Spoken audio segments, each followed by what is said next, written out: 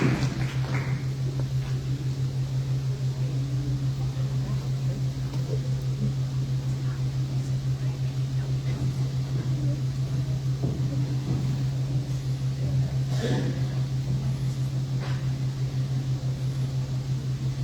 videotaping her, trying to get a picture. Well, good evening, everyone. I am Cuyahoga County Councilwoman Meredith Turner, representing District 9, which includes Bethel, Bedford Heights, Cleveland Wards 1, 3, well, 4, but soon to be 3, 6, Highland Hills, North Randall, Orange, Pepper Pike, Shaker, Warrensville, and the Village of Woodmere. And it is also my honor to serve as Finance and Budgeting Chair on Cuyahoga County Council. It's an honor to bring greetings on behalf of the Social Action Committee, Greater Cleveland Lummi Chapter, where I serve as Chair. Tonight I stand before you wearing a few hats, but with one heart, committed to justice, democracy, and the power of our people. We cannot overstate this truth. Your vote is your voice, your shield, and your power.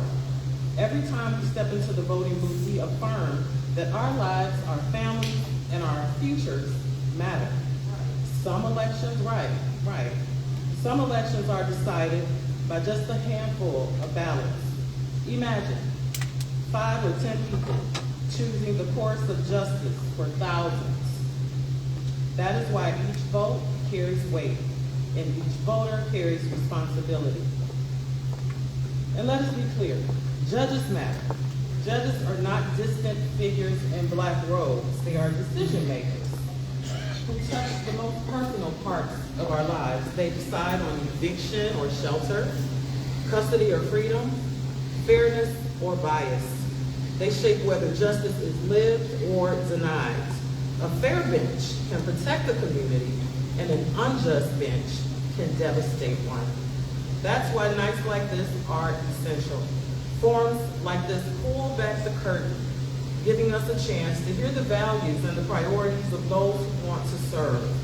This is our opportunity to look beyond the campaign flyers and sound bites and truly ask, who will serve justice with equity, compassion, and integrity?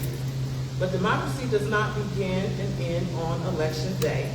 Civic engagement is the work we do all year long.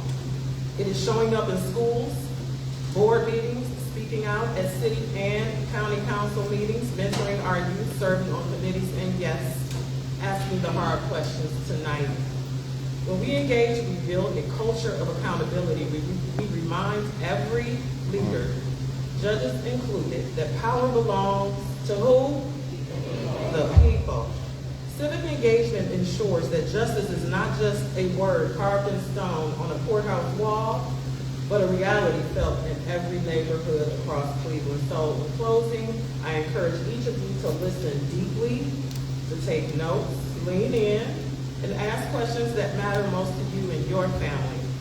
And when you leave here, do not leave this knowledge behind in this beautiful edifice. Carry it with you to the ballot box, share it with your neighbors, your church, your members, your coworkers, and your friends.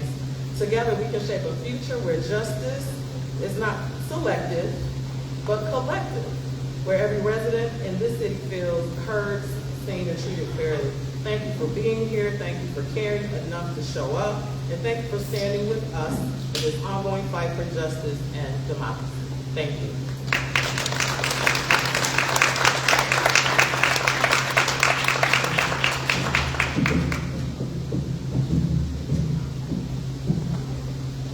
Thank you, Councilwoman Turner, for those inspiring words. I'm Shalina Williams. Everyone affectionately knows me as Shelly. Please feel free to call me Shelly. I am the Political Action Chair for the NAACP. And on behalf of the NAACP Political Action Committee, I want to again welcome you to tonight's Judicial Candidate Forum. The purpose of this forum is simple, yet it is very critical. It is to give the community an opportunity to hear directly from the individuals who are seeking to serve as judges in our courts. Judicial decisions shape lives, families, and communities. Yet far too often, judicial races receive far less attention than they deserve. Tonight, we aim to change that.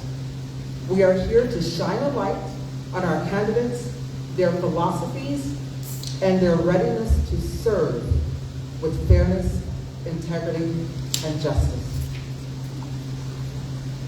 Format overview. Candidates. Each one of you will take the stage. There will be 2 panels this evening. Candidates seeking municipal court judges, and then the second panel for housing court judges. You will be provided an opportunity to have an opening statement of 1 minute. Our moderators, who I will introduce shortly, they will pose questions. You will have 2 minutes to answer each of the questions. Upon conclusion of your panel, you'll be provided an opportunity to have a closing statement, 1 minute. I want to remind you that time limits will be enforced to ensure fairness and to allow for as many perspectives as possible. Your timekeeper is sitting here on the first row. Please make sure you're paying attention. Also, this is not a debate. This is an opportunity for the community to learn more about you, the persons who will be seating one of the highest seats in Cleveland. Housekeeping rules for the community. Please silence your cell phones. We ask that you hold your applause and any reactions until the end of the program so that all candidates are heard equally. If you have any questions, I will pass out index cards so that you can write your question on the index card. If you have a question for a specific candidate, please make sure that you put that name on your card. I will collect those cards, and at the end of both panels, we will have the lovely Ms. Angela Groves, who will pose those questions to the candidates. And now, for our first panel, moderated by Mr. Jerry Prem. Jerry Prem is an associate minister at Philemon Community Baptist Church, where he leads the Teen and Courtesy Ministries. He is also an active member of the East Cleveland Concerned Pastors for Progress. Jerry attended Central State University and is also a proud advocate of historically Black colleges and universities. He is also a proud graduate of CMSD's Lincoln West High School and Marlboro Wallace College's Upper Crown program. Having won numerous sales awards, Jerry Prim is the National Sales Director for CEO 360 Incorporated, a company that specializes in assisting small and medium-sized organizations with increasing their revenue. Jerry also co-created a partnership with the community stakeholders to recruit, provide scholarship to, and mentor students of color for entry into the legal field. He helped facilitate the creation of a program that helps at-risk males to go to college, a program that annually sends an average of 20 males to college with over $1 million in financial aid.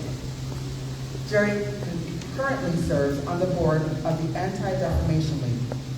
Mr. Prim's lifetime goals are to ensure economic, social, and racial equity for all. He is most proud of his 3 children, and he serves as their chief cheerleader. Please welcome to the podium, Mr. Jerry Prim.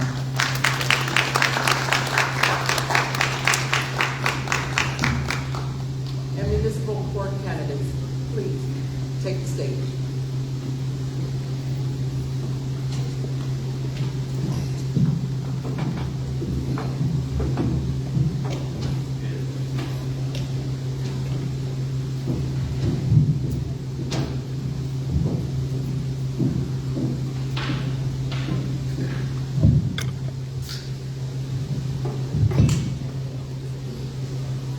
Alrighty. They made me sound foxy. I was like, really? First, you they did say I was a minister, so you give a minister a mic, you gotta say some extra stuff, so let me say some extra stuff. First and foremost, let's thank Shalana and the Political Action Committee and Will Tarter, because this is an opportunity for us to get to talk directly and hear directly from our candidates. So clap it up for them, please. We can't take these opportunities for granted. And then let's clap it up for all the candidates who showed up to participate. Amen. And last but not least, but it really should be number one, because it's Friday. I can tell you where I really want to be, Glenville game. But guess where I'm at? And so we're here because we care about our community. So clap it up for yourselves. Alrighty, so we have the timekeeper. Can you raise your hand so everybody knows? And we're going to start here. Ask everyone, last one, the exact same question. Okay? All righty. So I'm going to start with Sister Heather McCullough. And given the importance of both community trust and law enforcement integrity, how would you ensure that the testimony of police officers is evaluated at the same level of scrutiny and fairness as testimony of everyday citizens while maintaining public confidence in the judicial process? You have to look at not just what's being said, but the evidence that's also being presented with it. So when you're looking at the police report that's been filed, you're looking at body cam footage, and you're weighing what the parties are saying. I cannot say that every time a police officer gets on the stand that they're telling the absolute truth. They're human beings. So sometimes they like to fudge a little bit or not tell everything that they did that they think might be wrong. And the defendants do the same thing. So that's why there's questioning. That's why the attorneys are a large part of that. They're there to discuss everything and to question both parties and see what comes out. So those defense counsels are very key to that. All right, and I'm going to ask the exact same question again for each of you, just in case you forget it, because I know I did. Given the importance of both community trust and law enforcement integrity, how would you, Judge Chris Woodward. Judge Chris Woodward, given the importance of both trust, community trust, and law enforcement integrity, how would you ensure that the testimony from police officers is evaluated at the same level of scrutiny and fairness as testimony from everyday citizens while maintaining public confidence in the judicial process? So I think it starts first off with, in a case, with the discovery process and making sure that the prosecutors are turning over necessary material. So an officer that has a history of lying, that's legal material, right? And it's important to make sure that we're asking prosecutors, are you making sure you're turning everything over in discovery? Do any of your witnesses have something that may need to be turned over to be reviewed by the defense?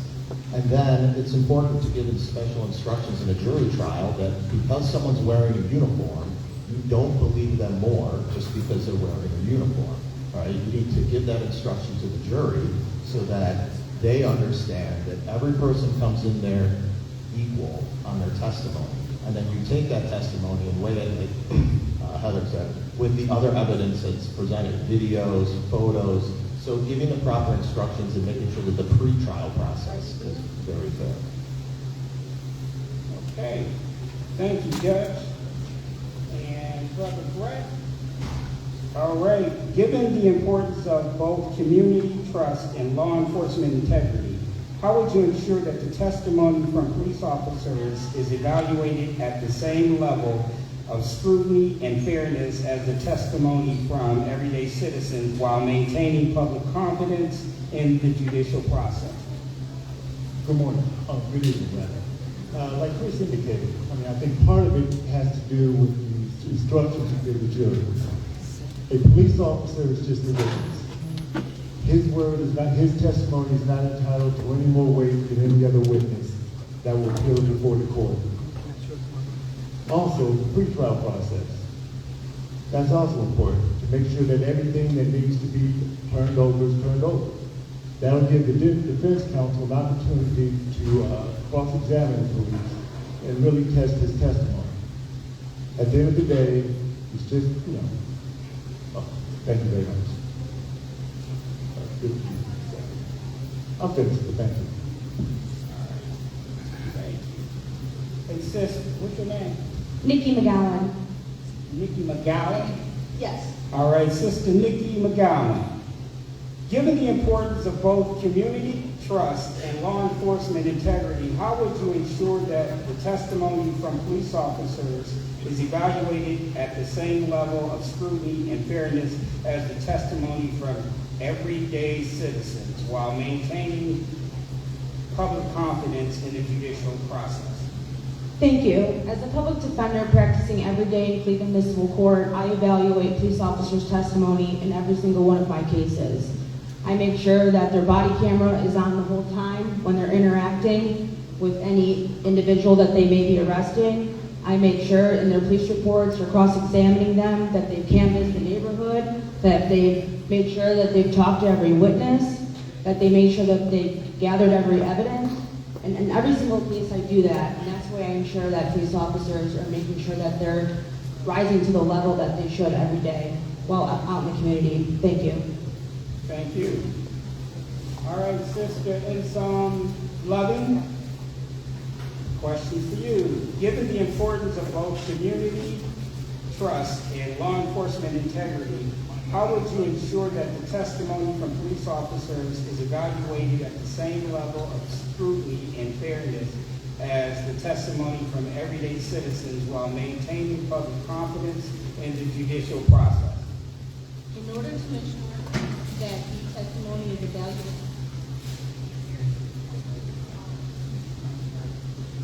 ensure that the testimony is evaluated, at the same standard that a layperson's testimony is evaluated, it's really important that the judge ensures that the application of the standard is the same, that there is no present bias or instruction that provides some sort of favoritism, and also that includes understanding and knowing the evidence before you, assessing the case and determining what is missing, what is lacking here, and where is there some appearance of impropriety that you can look into to determine if there is some sort of reason to give someone's testimony a different weight as far as a credibility assessment than someone else's. And I think that really important is just making sure that the individuals in the courtroom are instructed that the officer's testimony is not more important than or should not be held to any different standards than anyone else in that courtroom. Thank you. And Sister Kalila Lawson.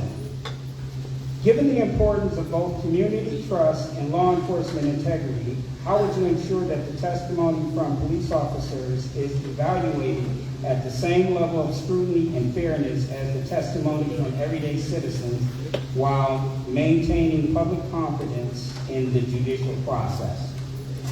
First, I can say, can you hear me now? I would first like to say good evening to everyone, and thank you for hosting this forum. One of those key words that you mentioned is integrity. Integrity is extremely important, and in addition to integrity, character is also very important. And my dad taught me early on that character is doing the right thing, even when no one is watching. And that goes for not only the police, but our citizens, and making sure that the people that we have in place, the attorneys that are prosecuting and defending cases, are doing the right things, even when no one is watching. I've served as a prosecutor and a defense attorney. I am a litigator, a trained litigator. And even being in the prosecutor's office, my responsibility was to make sure that everyone is being treated fairly, that whatever evidence that is had, it's turned over to both parties. Discovery is assessed properly. And what's most important is the pretrial process. Even before we get to the courtroom, even before we get to trial, what is going on in the pretrial process? What discussions are happening to ensure that we have fairness on both sides of the issue?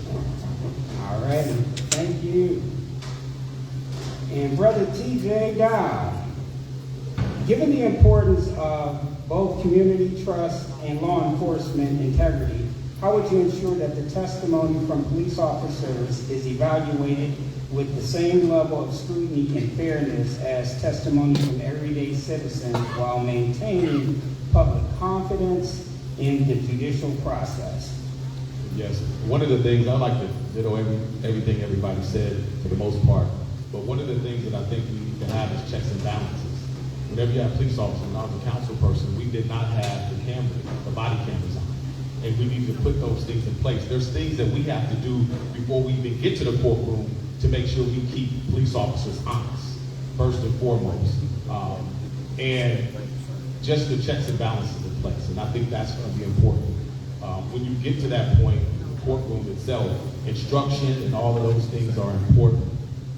But again, I think the checks and balances, the cameras, and education is big too.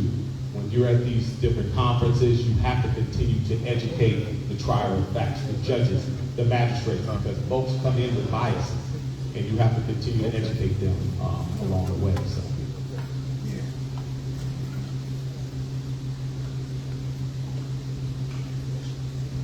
All righty, and thank you, TJ.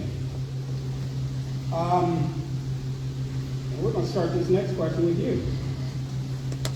All right, the role of the judge often involves making decisions that deeply affect individuals, families, and communities. In light of the emotional and high-stakes nature of this work, what do you believe constitutes the appropriate judicial temperament, and how would you model that temperament to maintain fairness, patience, and public confidence in courts? As a magistrate and as a judge, you have an opportunity to either diffuse a situation or throw gasoline on it. I've been in a number of situations where individuals come up. One young lady was frustrated for being there. She was trying to get driving privileges. She was trying to get driving privileges because she wanted to go to college and she needed to take her child to daycare. And one of the things that I told her, she was getting a little irate in the courtroom, the bailiffs. And what I did was I told her, I want to commend you for trying to do better for yourself and your child, for going to college. And when I did that, it diffused the situation. There's a number of times that I've been on the bench where I could have threw gasoline on something or diffused it, and that's the type of temperament that you got to have for a judge. All righty, let me repeat it. And you all, pardon me for repeating the questions every time. The reason is if this person way down here hears it, this person may forget the question. We want to make sure that we're fair for everyone. The role of a judge involves making decisions that deeply affect individuals, families, and communities. In light of the emotional and high-stakes nature of this work, what do you believe constitutes the appropriate judicial temperament, and how would you model that temperament to maintain fairness, patience, and public confidence in courts? Sister Khalil Law. Compassion is so important. We need compassion in our public servants, in our judges, and the people that are serving our community day in and day out. I'm from this city. I'm from Cleveland, born and raised. I graduated from CMSE schools. I'm a first-generation college student. And so the litigants that we serve are from this city. You cannot be afraid of the people that you serve. You have to understand, we have to have cultural competency. And I think that is something that is so key, that when we have litigants that are coming inside of our courtroom, we understand the different dynamics, what's going on, the stressors, the triggers that they're coming into court with. Because we are an everyday court and we're handling everyday issues. And any minor thing can affect every single person. So we have to make sure that we're listening, that we're looking at the totality of the circumstances, and remaining calm and compassionate and understanding when we're dealing with our litigants and trying to solve their problems. Because we are problem solvers, and the whole goal is for everyone to leave that courtroom in a place where they can move forward successfully in their lives. All righty, thank you. Sister in Psalm 11, the role of a judge often involves making decisions that deeply affect individuals, families, and communities. In light of the emotional and high-stakes nature of this work, what do you believe constitutes the appropriate judicial temperament, and how would you model that temperament to maintain fairness, patience, and public confidence in the courts? I believe that the appropriate judicial temperament is patience, it is understanding, and it is also the concept of listening without any judgment, taking away the impartiality or taking away the bias that might impact your decision, or thinking that the individual in front of you is anyone in a similar circumstance than anyone else. So it's really important for judges to remember that the individual in front of them is a person with a unique set of lived experiences, and that you are tasked with the great responsibility of making a decision for that person. And in connection with that decision, you have to take the time to understand, how can you help this person? Are there ways that we can help rehabilitate them? Are there ways that we can put them in a better position than where they were when they came in the court in an effort to reduce recidivism? And I think a lot of that goes to a person's natural temperament. I think that if you ask about an individual's reputation, if you ask how they litigate, if you ask how they move in life, if you ask how they interact with others, that gives you a good idea of whether or not a judge is suited to serve. Thank you. And Sister Nikki Magao. Yes, thank you. I think that temperament is one of the most important qualities a judge can have. My clients are experiencing the worst day of their lives when they're standing next to me in the courtroom, and I just make sure that I am respectful to everybody, including my clients. I'm respectful to the person down that pushes the elevator button. I'm respectful to the blue shirt bailiffs, the personal bailiffs, the journalizers, the court reporters, the judges. I think if you ask anybody my reputation in Cleveland Municipal Court, I think they will tell you that I'm respectful, and I would carry that to the bench if I was honored to have your vote on November 4th. Thank you. Thank you. And Brother Brett Porter, you want to just jump into it? You want me to repeat the question? I think I'm fine. Thank you for the question. I believe it is important to, one, be a good listener. When people come to court, the one thing that they want is to be heard. They want you to understand what their situation is. You have to understand that not every situation is the same. People also have to be compassionate. People come from different backgrounds. You can't just be judgmental. I think one of the most important qualities is to have humility. To understand that the most important person in the courtroom is the person standing before you. To understand that there are no routine days on the job if you're a judge. This day might be the most important day in someone's life, and you have to accord it the proper respect. You also have to have problem-solving skills. You also have to have some cultural awareness, as was indicated earlier, to understand where people are coming from. Thank you for your time. Thank you. And Judge Chris Woodward. Judge Chris Woodward. You don't have to repeat the question. There's a term out there in the legal community, they call it robitis, as in when an individual gets a robe on, their stories become more interesting and their jokes become funnier, all right?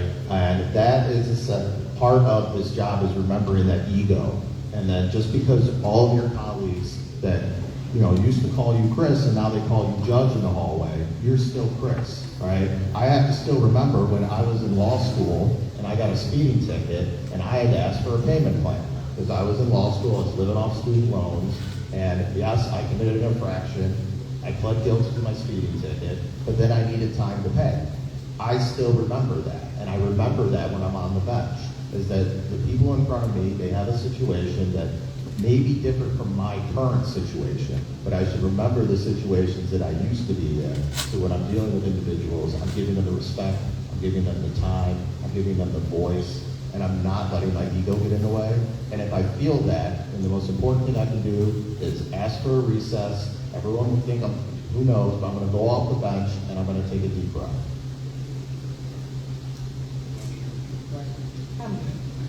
Thank you. I will echo what has been said earlier. The biggest component has been listening and understanding where people are coming from and understanding how that charge that they're facing when they come in the courtroom affects their lives.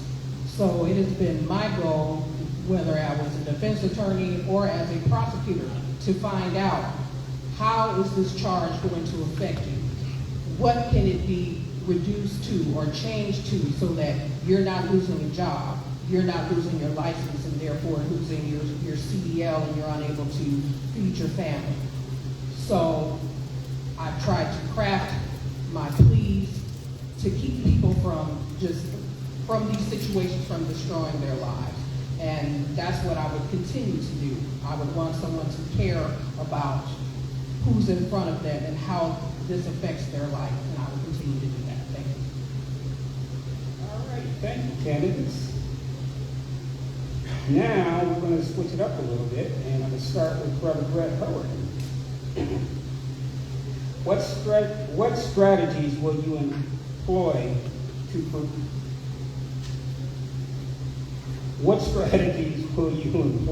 provide alternatives to incarceration, such as diversion programs, community service, and restorative justice initiatives to address the root causes of offenses and reduce recidivism in the Black community? Yeah, thank you for the question. That is actually kind of what drives me to run for the municipal court judge. I've always been very involved in the community. I've been a member of the 100 Black men of Greater Cleveland, and our motto is what they see is what they'll be. So in terms of people that come before me in the court, you want to make sure, can you repeat the question one more time? Kind of lost myself. What strategies will you employ to provide alternatives to incarceration, such as diversion programs, community service, and restorative justice initiatives? Well, I think it starts with listening. You have to understand exactly what is the issue. What brings this person before the court? What are the root causes? Is it a mental health issue? Can we give them mental health help? If it's a substance abuse issue, can we give them resources that will help them address that? Thank you for your time. Okay. Next, we're going to go with Sister Nikki McGowan. What strategies will you employ to provide alternatives to incarceration, such as diversion programs, community service, and restorative justice initiatives to address the root causes of offenses and reduce recidivism in the Black communities? Yes, as a public defender in the Cleveland Municipal Court, working every day, I participated in the specialized dockets. That's mental health court, drug court, and veterans court. I still participate in veterans court. I've seen how these treatment dockets have changed people's lives. They've been able to reunite with their family. They've been able to stay clean. They've been able to gain VA benefits that they never had when they were part of the armed forces. These have been transformative in their lives from beginning to end. I would also like to bring back the deferred judgment program. We still currently have a selective intervention program, however, that is very limited. I would love for the DJP program to come back to give people the opportunity to have their record sealed and expunged and their case dismissed after they complete the program. I think all of these tools that are presented by Cleveland Municipal Court really impact the community and the clients in a positive way every day. Thank you. All righty. Next up, Judge Chris Woodward. Thank you. So currently sitting as a judge, I definitely utilize the programs that are available to the municipal court. They've been mentioned, the drug court, the mental health docket, the selective intervention program. I'm always open to that. We try to flag and identify immediately so that people can be screened and placed in the proper programs. And then part of it, my job as one of the judges, is those programs are overseen by our staff. So we need to make sure that our staff is doing their job and they're connecting people with the services, that they're staying up and following up on individuals so that they are actually completing the program. So that is something I've been working with my colleagues about and the departments that we have that oversee these programs to improve efficiency and to improve communication between those departments and the actual judges. Because if we're not keeping up on our staff, then we're failing those defendants. All righty. And Sister Kalila Lawson, do you need to repeat the question? No, you don't have to repeat the question. I think it's so important to have services and programs in place in the court. And like what was previously stated, we do have 4 specialty dockets at the Cleveland Municipal Court, being drug court, veterans court, mental health, as well as human trafficking. And I've had the opportunity as a senior magistrate to sit on all of these specialty dockets. Veterans court, which is one of them, is very near and dear to my heart, as my husband is a Army veteran serving in Iraq and Fallujah. And I think it's so important when we are having these specialty dockets that a lot of times mentors are put in place with the docket, specifically like with Veterans Court, how defendants are paired with mentors to ensure that they stay on the right track, they stay on the right path, that they're coming into court regularly. And maybe but for them missing a court hearing, we don't just put that person in jail or put a bond on. We find out, why are they missing court? What's going on? What are the other traumas that we need to listen to and figure out? Something else that's extremely important is this pretrial investigation. A lot of times before we sentence someone, we refer them for pretrial investigation services, where we get a report from the probation department that helps us determine if they have mental health or other type of issues like that. So I think that's so important that we recognize and do with programming. All righty, and Sister Heather. Sister Heather McCullough. Yes. Yes. I love the diversion program because many times people come in and maybe this is something that has never happened to them before, they lost it. And now they're sitting there with an assault charge or something on there that they're afraid to have on their record because they're an STNA. And they can't have something like that on their record. So that gives them an opportunity to be on probation, take anger management, and follow the orders of the court so they don't have to have something like that on their record and they can continue to keep their jobs and feed their families. A lot of times the domestic violence charges and things like that, they stem from alcohol. So you need those drug treatment programs to help them, those alcohol AA classes to help get them on the right track so that they can continue on with their families. So I'm a full proponent of trying to keep people working and their records clean. Alrighty, and Brother TJ Dow.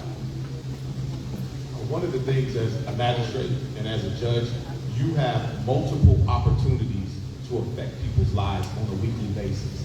One of the things, I had a young lady come before me, and she came in there with her advocate. She was in a sober program for months, and she had got clean. She was working on unifying with her children. And once they did that, they brought her in on a warrant. So she was in jail at the time. And at that moment, I had an opportunity to either destroy her for doing the right thing or reward her for doing the right thing. And as a magistrate at the time, I rewarded her. I was allowed her to come out. I commended her for all the hard work that she's done. And I wanted her to continue to move forward and hopefully unifying with her children. And so those are the types of situations that you come into. And of course, all the diversion programs and all of those things you want to take advantage of. But just you as a trier of fact and a juror, you get an opportunity on a daily basis to affect change. All righty, and last but certainly not least, Sister Ensom Loving. I believe that many of us in this room understand that justice isn't just punitive, that it's also rehabilitative. And I think that what that means is that judges have the opportunity to not just punish people, but to figure out ways to improve their lives and offer resources to reduce the reoffending that we see a lot of times.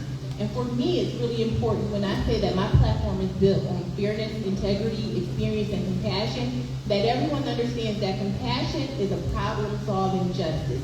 It means not only do I recognize that the individual in front of me might have a problem or an issue that needs treatment, I also understand that I have the authority in the right circumstances to connect that person with resources to help treat the underlying issue so that they can leave our court system better than when they came in. And that's just really important for judges to understand.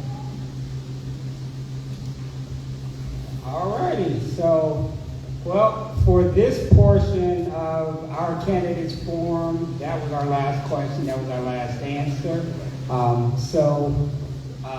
Everyone, would you clap it up for these people who took the time out of their day to come here and answer questions?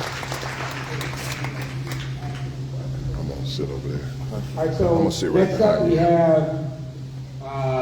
Judge Nelson and the Housing Court.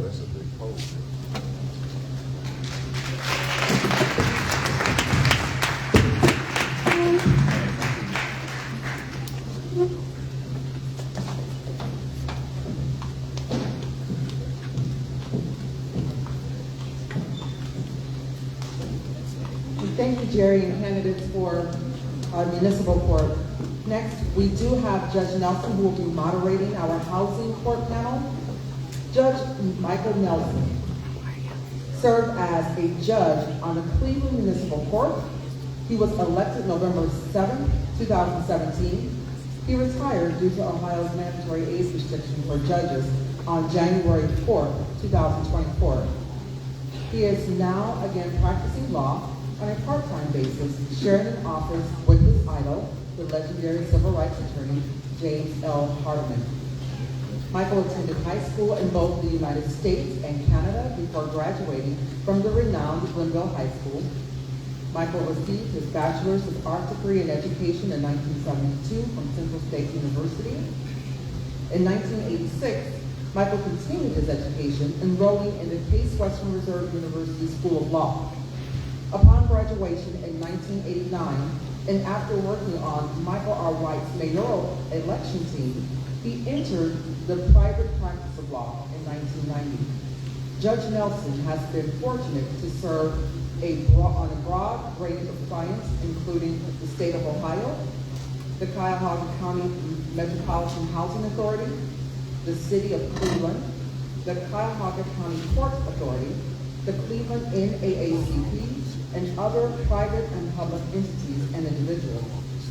Michael has served on numerous boards and commissions, including the Northeast Ohio Regional Sewer District, the Civil Service Commission of the City of Cleveland, the Central State University Board of Trustees, President of the Central State University National Alumni Association, President of the National Branch of the NAACP, founding President of the Cleveland affiliate of the 100 Black Men of America, Incorporated, and President of the Central State University Foundation.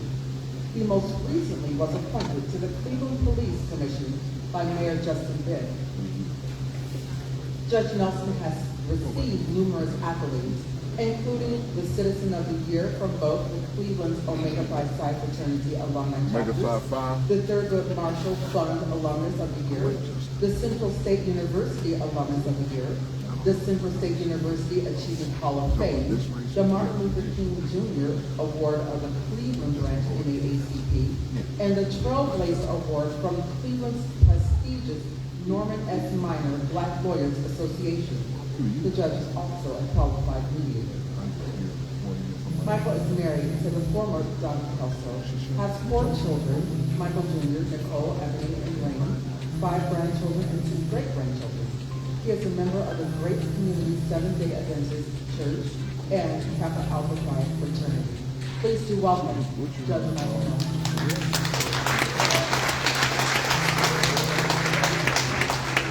And thank you, housing candidates, for taking the stage.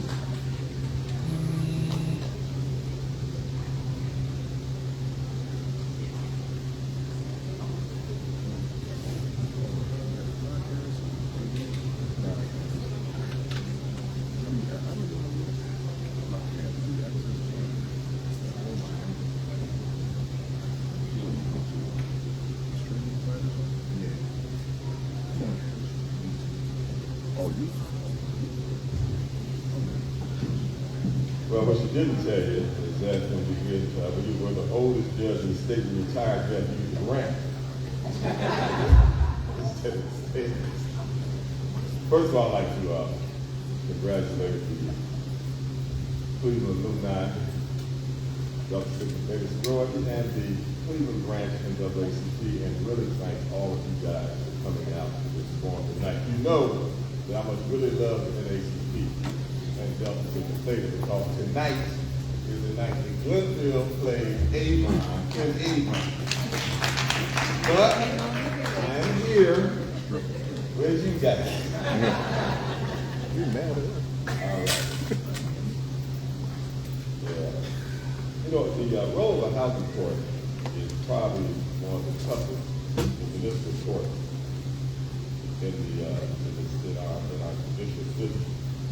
And just briefly, a housing court judge's responsibility includes adjudicating landlord-tenant disputes, hearing eviction cases, and resolving criminal cases involving violations of housing and building codes, ensuring fair and safe housing conditions for residents.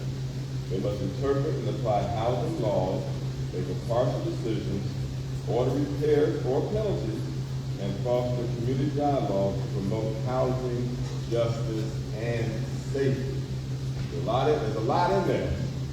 And we are pleased to have both our incumbent, Judge W. Renee Scott, and our challenger, Attorney Wilson. First question. Judge Cohen, Mr. President. Flip the coin, we forgot who's going to be first. Nobody really cares coin anymore. Anybody have a coin in the whole place? Yeah, I got one. Look at it. Somebody got a coin. You right here? Oh, coin. Hey, all right, a brother with a coin.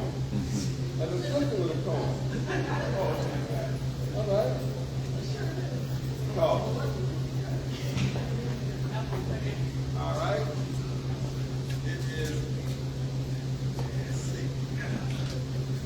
It is head. Okay. It is. So, we'll get you first question. All right. First item that we're going to discuss tonight. Oh, by the way, I was told to remind you guys that if you have questions, they have index cards. Raise your hand if you want an index card so you can get so you can write questions down that you want asked. If you want an index card, please raise your hand.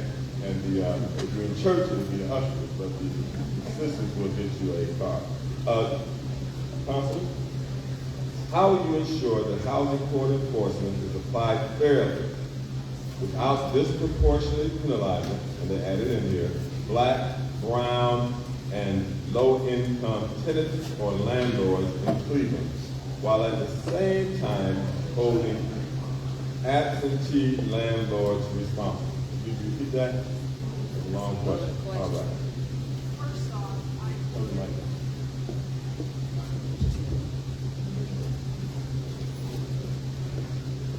First off, I would apply the law to the facts of the case in front of me. Not every case is the same. Not every owner is the same. Not every tenant is the same. So by applying the law to the specific case in front of me, I think that would be beneficial.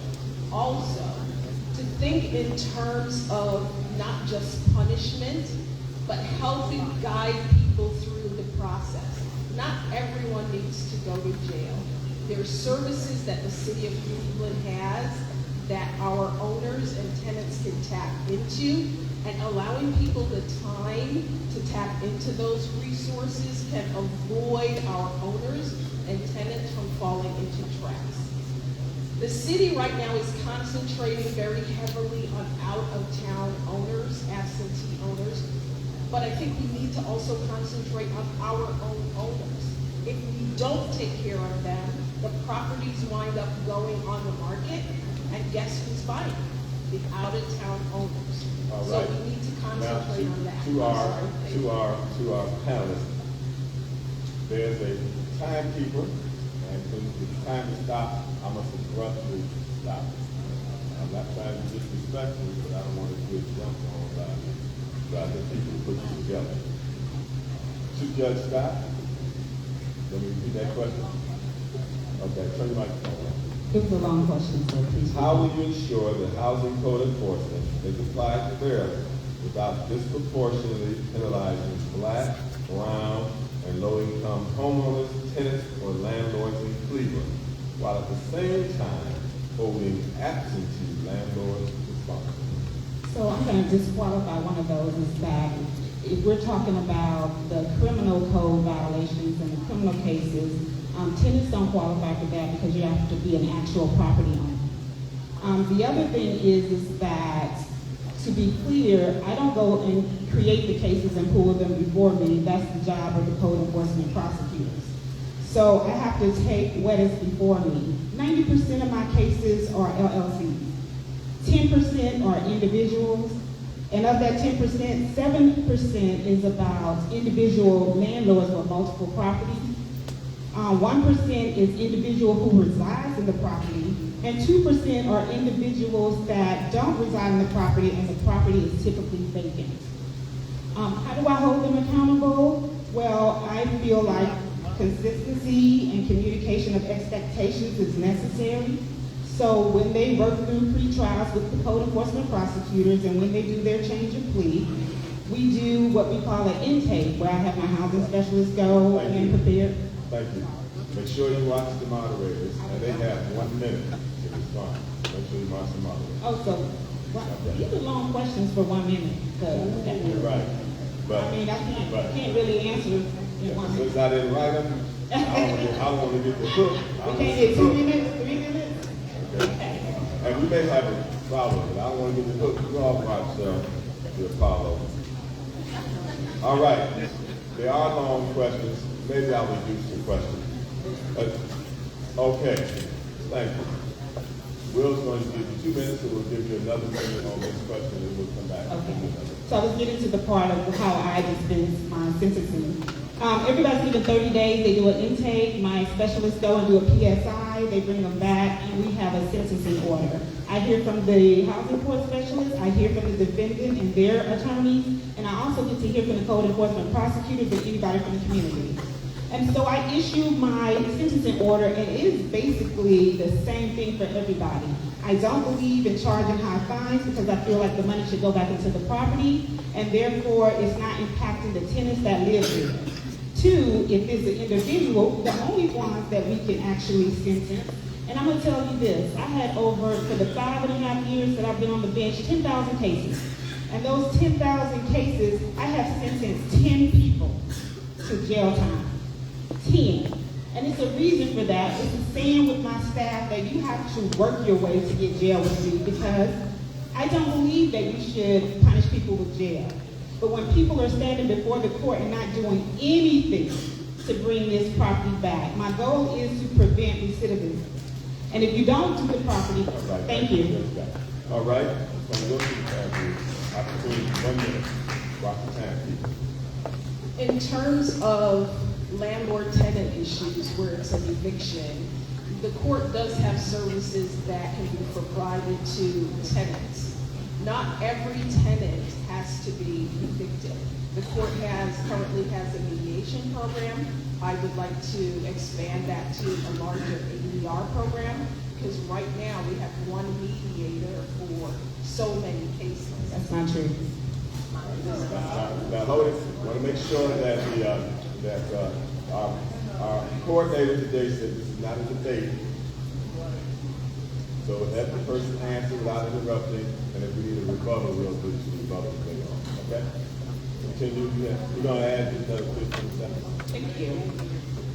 I would like to also add that the court currently has one social worker. I would like to expand that so that each and every tenant, each and every defendant gets the time that that individual needs to work through their issues. The court can refer out defendants and tenants, and with each tenant, each defendant should be afforded the time to take advantage of services that our city affords them. Thank you. Going to take a moment.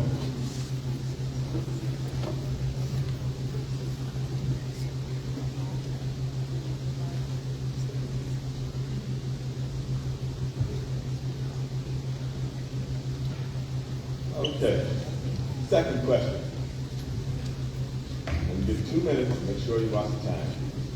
What role will you play in preventing unnecessary evictions and foreclosures, especially in Black, brown, and low-income neighborhoods that have historically suffered from disinvestment and predatory practices? Judge Scott. I'll repeat, turn your microphone back on. I'll repeat the question for you. How, this is addressing displacement.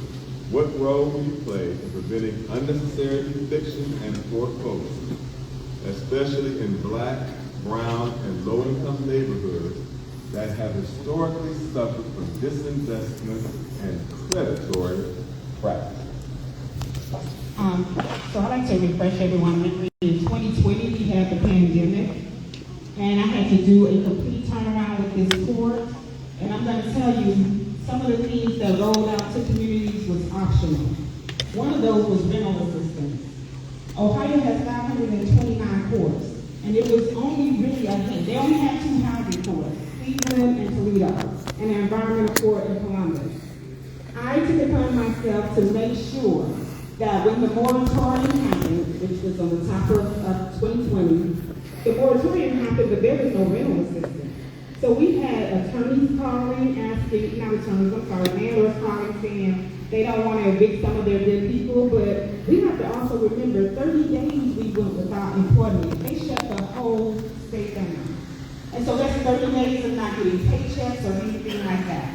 So I had a roundtable with Legal Aid Society, Cleveland Housing Network, and also community development to ensure that the first $11 million in the rental assistance rollout was connected to those that were going to be the most impacted.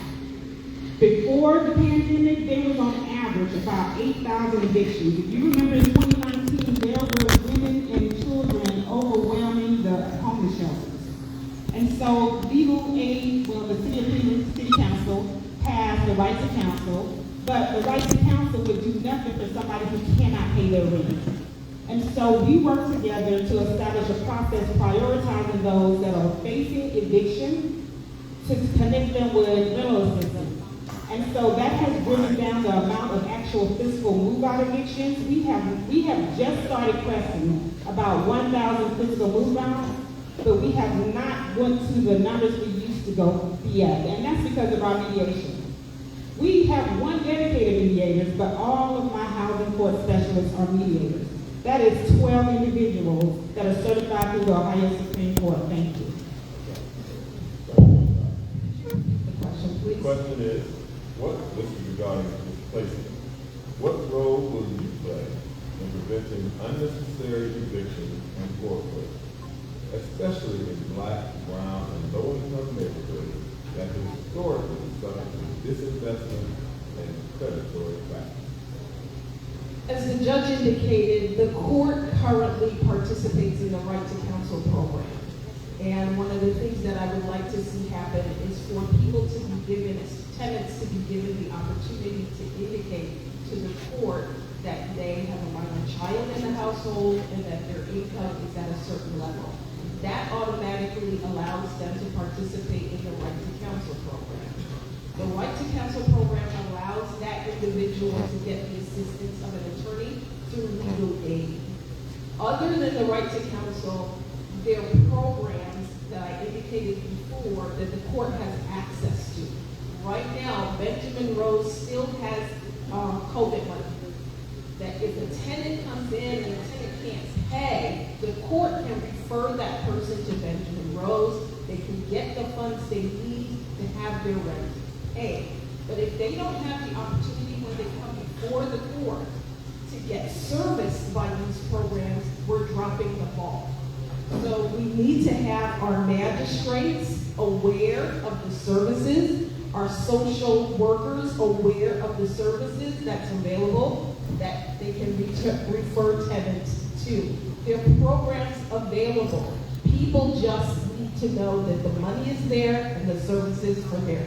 And as a judge, I want to make sure that my staff is aware so that they can lead people into the right direction to get those services. All right. I've instructed that you have to cut our list down to 1 more class.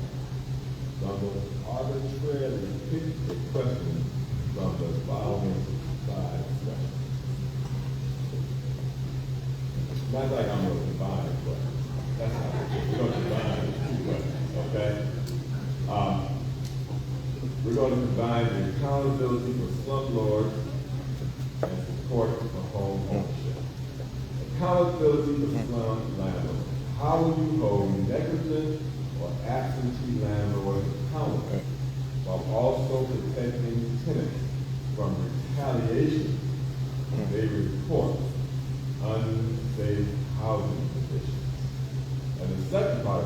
question. The second part of that question is, how will you use the authority of the housing court to protect and promote Black, brown, and low-income homeownership, especially for families struggling with repairs, fines, or inherited property? I want to answer the first question, the first half of the question first, which is, what state steps will you take to make sure Black tenants, how will you hold negligent or absentee landlords accountable while also protecting tenants from retaliation when they report unsafe housing? That's question 8. Charles, what do you think? I think education is important. The court has a role to play in education. We need to bring the court back into the community. It's not just about having workshops. It's about putting our staff out in the community on a monthly basis. We right now we're going from 17 wards to 15.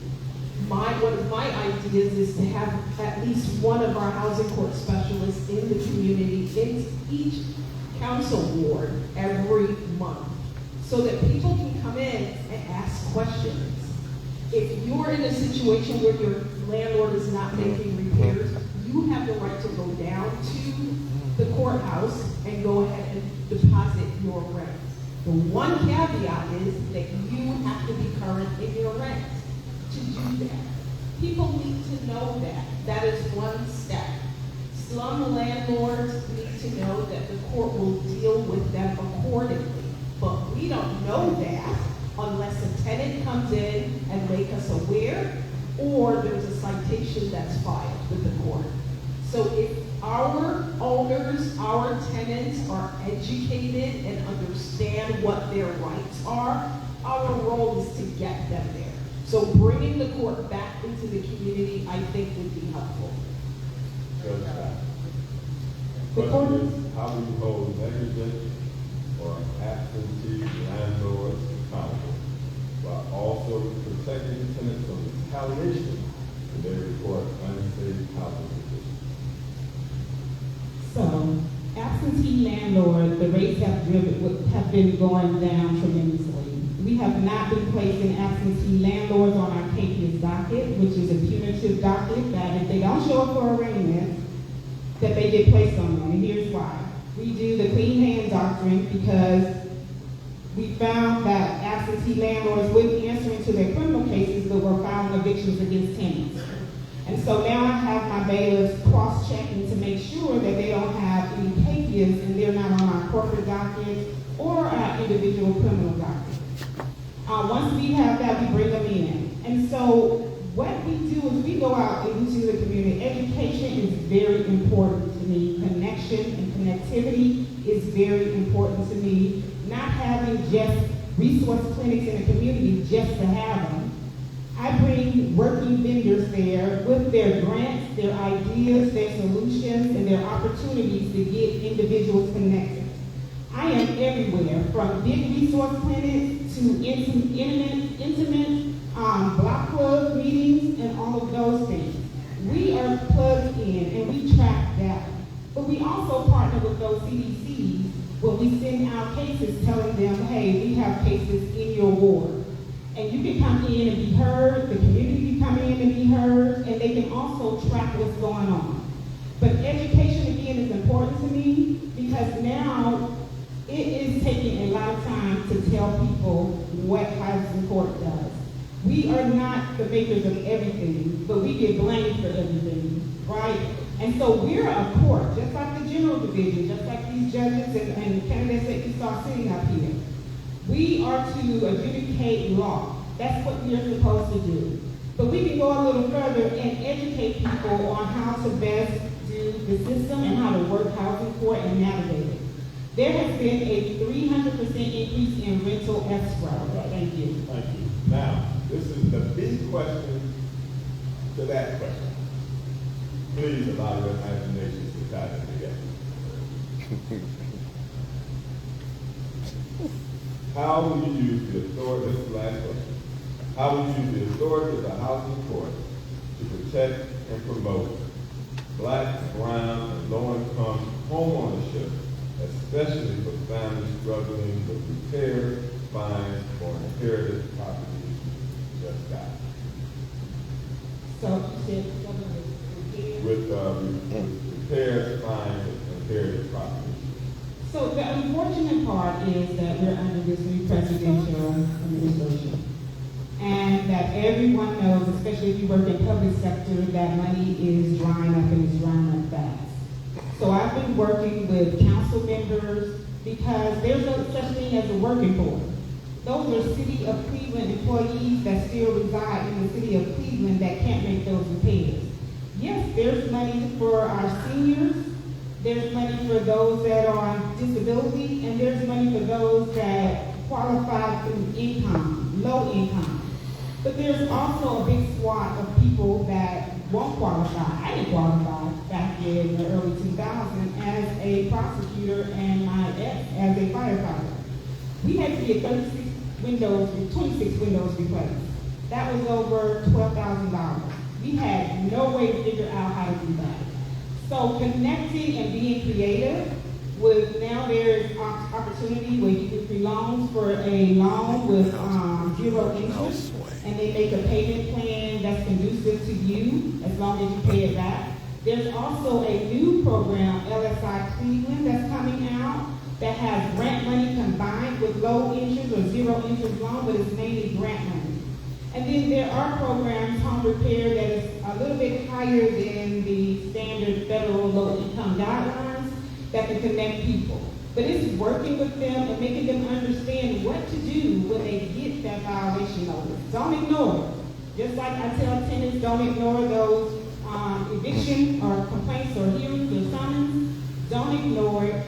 Call the inspector, call housing court specialists, and let's see about getting you connected with resources. But there are times where you can't get any. There's back taxes, the property is condemned, and there has to be a hard discussion about what to do with that property that continues to dilapidate. Thank you.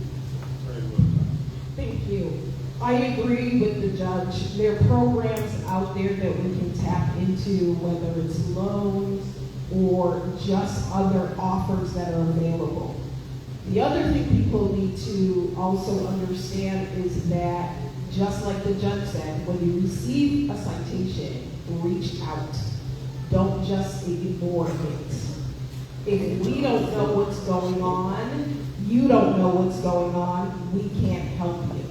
So reach out.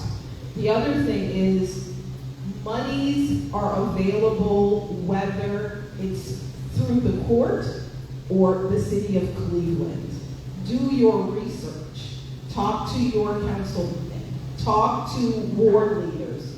Talk to whoever you can about what's out there that can possibly assist you.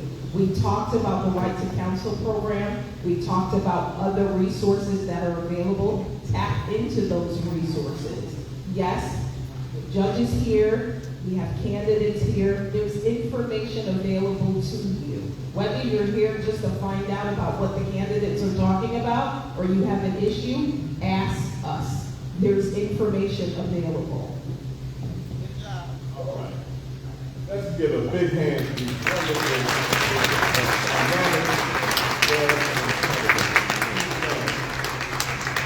Now, we're going to ask you to remain here, and the other candidates will join you on the stage.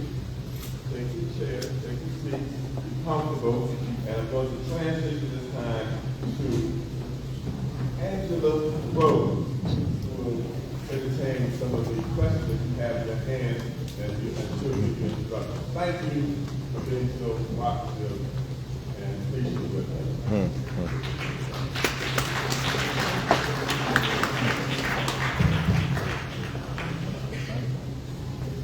Thank you, Judge. As folks find their way back to the stage here, I'll briefly introduce myself. My name is Angela Rose. I'm a civil rights attorney, and I have the honor of supporting the work of the NAACP Cleveland branch. I am going to read questions that were submitted by you all, the audience. These are not my questions, and unfortunately, we don't have time to go through every one. So we're going to begin with the questions that are for all of the candidates. The first question, do everybody see it here? Yes. Thank you. You all will have 1 minute, and they're kicking me off here in 7 minutes. So, Can I just say that I can't answer questions due to my judicial codes of conduct and Judge Woodward, we can't answer questions that could come before our bench or that's pending before our bench. So hopefully, it's no disrespect, but it's a general question we have. yes, they're all general in our 7 minutes that we have. Okay. So thank you for that. So the first question is, what is your position on organized labor? So we'll start on this end and work our way down. Thank you. I'm all for it. If we don't have organized labor, we have problems. Organized labor means protection of our employees. It means services that our employees may not be able to tap into that will become available. For example, currently in housing court, our deputy bailiffs are no longer unionized. That was not their option. They've lost legal services. These young men and women go out every day, and they're the ones through the door evicting someone. You imagine what they go through at night after they watched a young woman with her children being evicted. They no longer have the services of the union to give them the mental health resources that they need. Organized labor is absolutely necessary. Thank you. Can I follow that up on that? I think we're gonna go in our order. Yeah. Thank you. But you will get your turn. I'm all for organized labor. Prior to becoming an attorney, I worked at the Juvenile Detention Center for 29 and a half years. And when we first started, there was no union. And I felt as though, and many of us felt as though, management looked out for each other, but the line staff had no one to look out for them. So when the opportunity came, I was out there circulating petitions to try and get us a union. I'm now disappointed to learn that the union has been disbanded, but I always thought that it was helpful because later on when I took a position that wasn't union, they got raises, we didn't, it was years before we got a raise because there was someone to advocate for them. And that's what's needed when you're a line staff. Thank you. So, I mean, I definitely respect organized labor and the collective bargaining agreements and the right to negotiate that because it provides a level of fairness against, corporations or companies that, are sitting on tons of money. I also respect people that are, the defendants in front of me and the fact that, they have jobs, right? But one of the things that I have to think about is that I don't want any time that I'm going to unfortunately have to give someone a punishment that they lose their livelihood, all right? But at the same time, I have to weigh factors. So if you have a job and there's a risk of you losing it, well, but you committed a crime where maybe you have to sit down, you're going to go to work Monday through Friday. You're going to pay that rent, you're going to pay that mortgage, you're going to make sure there's food in the fridge for those kids. But you might have to spend some weekends with you. You're not going to lose your livelihood, all right? And I respect that. But at the same time, people need to be held accountable. All right, thank you for the question. I definitely believe in organized labor. I mean, organized labor came about because of abuses by management. People need to be protected. People just want to be paid an honest wage and have safe working conditions. I don't believe that is too much to ask. There are many of my relatives who have been part of unions, be it school teachers, be it bus drivers, and they've always sworn by the union. So I am very much in favor of unions and organized labor. Yes, thank you. I'm definitely pro-union. I'm a union member myself, part of AFSCME. I'm a union public defender. I've been endorsed by 9 different unions. My family's been able to thrive and strive because of unions. My grandfather was a union bricklayer, receiving his 50-year card member. My dad was a bricklayer before going to law school. My brother's in the union as well. And again, I totally believe in organized labor. and I benefited from that. And the reason I'm able to stand here and even run for this position is because of unions. Thank you. When we think about organized labor and unions, I think it is important to know, well, what do unions and organized labor mean? What do they stand for? And they stand for safe and fair working conditions, free of hazards, equal pay, fair pay, and most importantly, dignity of work. So I think that in that capacity, we all support organized labor. Organized labor is the reason that many of our families were able to go to work, to get vacation time, medical care, and other resources to provide for the family. And I also just think that the values that are endorsed or upheld by unions are also those that are very near and dear to a lot of us in the community. And I also am proudly endorsed by many of our prominent labor organizations, including the Building and Construction Trades Council, AFSCME, our Local 120, our Pipe Fitters 120, our Local 33, and some more that I'm probably forgetting, but I definitely support organized labor, and as someone who's practiced employment litigation for nearly 16 years, I understand the history behind it and just how important it is. And to echo the sentiments of everyone else, I definitely stand with organized labor. I stand before you with non-union endorsements, and I stand before you as a daughter of union workers and a wife of union workers. My parents are a part of the Cleveland Teachers Union. My husband's a former police officer and a member of the FOP. As a first-generation college student, I support working-class families. I come from a working-class family, and I know what it takes and the benefits from being working class to put me through school, to put me through college, but for those unions, but for those opportunities, making sure that fairness is in place, making sure that equal wages are in place, making sure that pay rates are in place. I wouldn't be here today without that. And so I stand for the people, I stand with the people, and we stand to represent working class people. And that's what we need to do as public servants, continue to make sure we support those who fight for us day in and day out. Yes, I support unions. My father was a union steward, so we've had many dinner conversations about the unions and the power and how they perceived, how they took him before he was a union steward and afterwards. But also what the unions meant to and how they played a role in the civil rights movement as well. Some of them played large roles in that, so I also commend them for that as well. But again, I support unions. Hi, Jeff Scott here. I support unions. I was a union member when I worked at Kroger grocery store, commercial union. And also I have several family members that are that are union members. But I have to change the narrative that's being pushed in the community. There are 529 courts in the state of Ohio. Only one court in Southern Ohio has a union. A union means to individual employees is they do a collective bargaining agreement. And the collective bargaining agreement, if anybody's a union, that's your employee manual, correct? And so if the courts already have their employee manual, and typically a collective bargaining agreement is 100, 140, 150 pages. It covers a swath of everything from hours, working conditions, and all of that. The one that was in the housing court, which made it the second one, is that it was 10 pages. 10 pages of a collective bargaining agreement that did not give them anything. In fact, they didn't even have a signed, executed copy, and they had never read it. Thank you. Thank you. We have time for one more question from the audience. I'm sorry to those of you who submitted questions and we weren't able to get to them. We will start at the end, so Judge Scott, you get to answer this one first.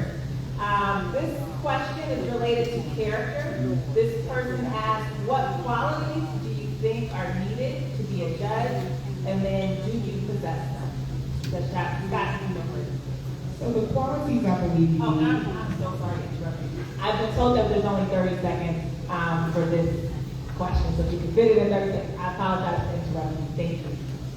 Patience, mindfulness, communication skills, and the ability to balance. Yes, one of the things when I started the prosecutor's office, I could have went home, watched TV, but I got involved in the community. I went out, delivered turkeys to families in need on behalf of Fannie Lewis. I was in the rec centers. I could have been at home, and I would have loved to have been at home, but there was a lot of work to do. But one of the things more so than anything else is I show up for work. I don't put my work off on no one else. I'm there and I'm present. And so that's one of the things that I can say personally, as a jurist and as a magistrate, I am present and I do show up for work. And I don't put my work off on anyone. Something I stated when that question, or a similar question was asked in the beginning, and I said that character is doing the right thing even when no one is watching. That is so important that you are the same person day in and day out, whether you're in front of a camera or not. It's important to do and serve, not just for validation, but because you really have a heart too. And that's what I do. I know last week we celebrated, or excuse me, we recognized 20 years for Hurricane Katrina. I went to school in Grambling State University in Louisiana, where Hurricane Katrina happened. I was there. And in that time, it opened my eyes to how people were being treated, the inhumane nature, and making sure that we restore humanity. And so something that's so important is making sure we remain humane, fair, and just, and be an advocate. Thank you. To the next, thank you. To me, character means integrity, impartiality, understanding, patience, and compassion. But most importantly, treating people with dignity and respect, which is a core tenet of my belief system, and it's one that I find is missing in every facet of our lives today. And I do believe that I am uniquely suited to serve the bench because not only do I have the experience, but I have the characteristics that we need to see in our judges. Our experienced judges still create disparate outcomes. And the reason for that is that we're not looking at their character. We're not seeing how they interact with the community, and that's really important. Thank you.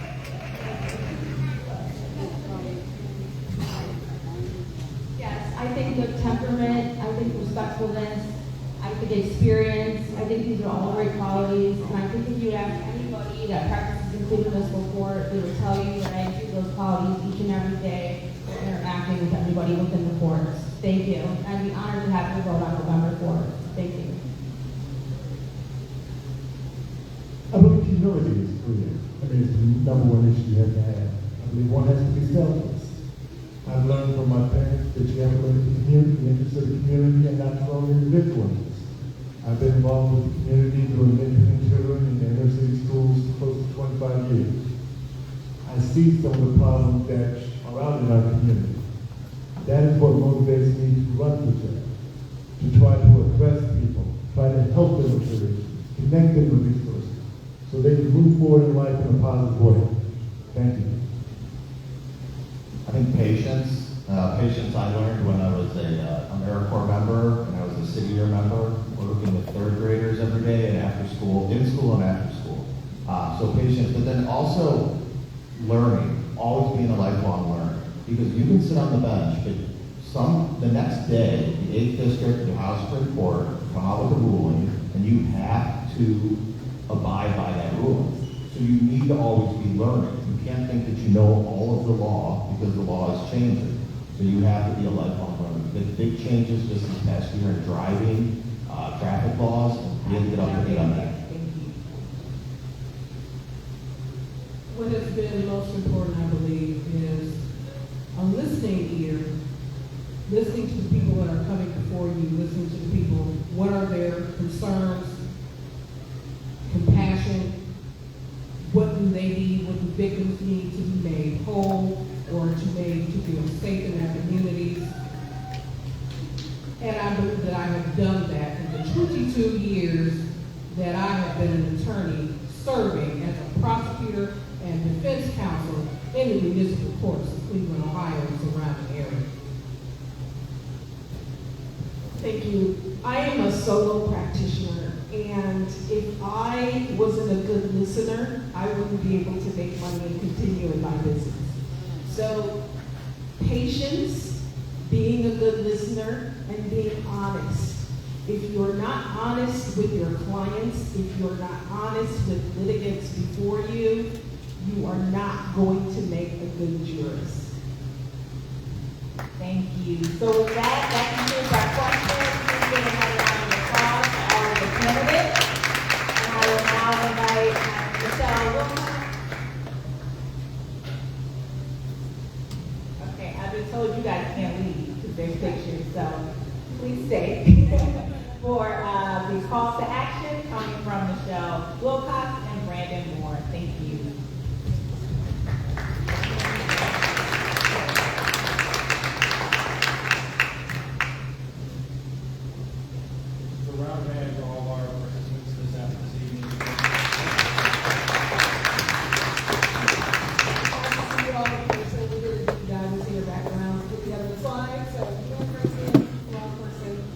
in front of you in court. We would like to thank you all for being here, and we would like to invite any other elected officials that are